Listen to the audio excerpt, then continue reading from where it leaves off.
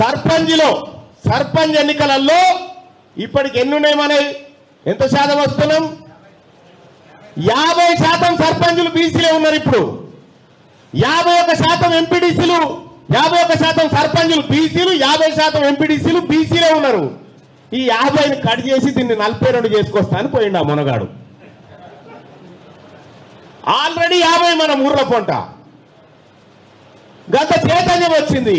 ఇక ఇప్పుడైతే అది 50, 70 కూడా అవుతుంది. ఎందుకంటే ఏ ఊర్లో చూసినా ఇప్పుడు వెలవైన రిటైన్ నామినేషన్ వేద్దామంటే భయపడుతుంది. ఎందుకు?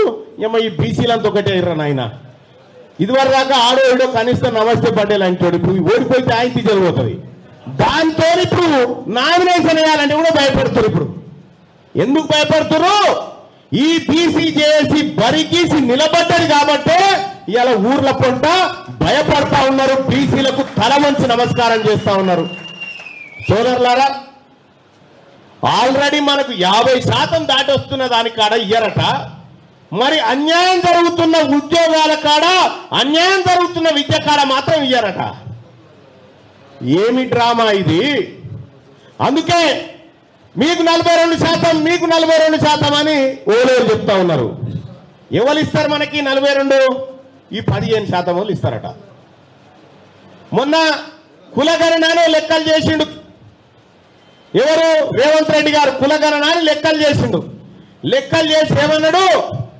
మేమంతా పెద్ద కులం వాళ్ళంతా కలిసి తెలంగాణ రాష్ట్రంలో 15% ఉన్నామయ్యా అని చెప్పిండు. ఇక మనది పక్కకు పెట్టరా, మన లెక్కలు ఎట్లయినా దొంగ లెక్కలు చేసిండు, మనకు పక్కకు పెట్టరు. ఆయనే చెప్పిండుగా 15% ఉన్నాయని. రేపు ఎంపీటీసీ, జెడ్పీటీసీ, సర్పంచ్ల నీ 15 నువ్వు తీసుకొని పక్కకు జరుగు, మిగతాది మాదే. నీ 15 నువ్వు తీసుకొని పక్కకు జరుగు, మిగతాది మాదే. నువ్వు మాకు మంచుడేందా?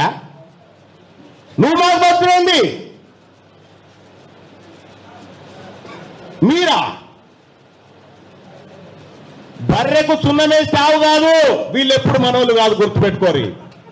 వీళ్ళెప్పుడు మనోళ్ళు కాదు. బర్రెకు సున్నమేసి తావు అవుతుందా? వీళ్ళు ఈ పెదకులపోలు మనోళ్ళు కానే కాదు. వాళ్ళు వాళ్ళ జీవితం అంతా దోపిడే. వాళ్ళ జీవితం అంతా దోపిడే. నిజంగా వీళ్ళు మన కోసం పనిచేసింటే మన ఆస్తి పెరగాలి కదా, వాళ్ళదెట్ట పెరుగుతుందే?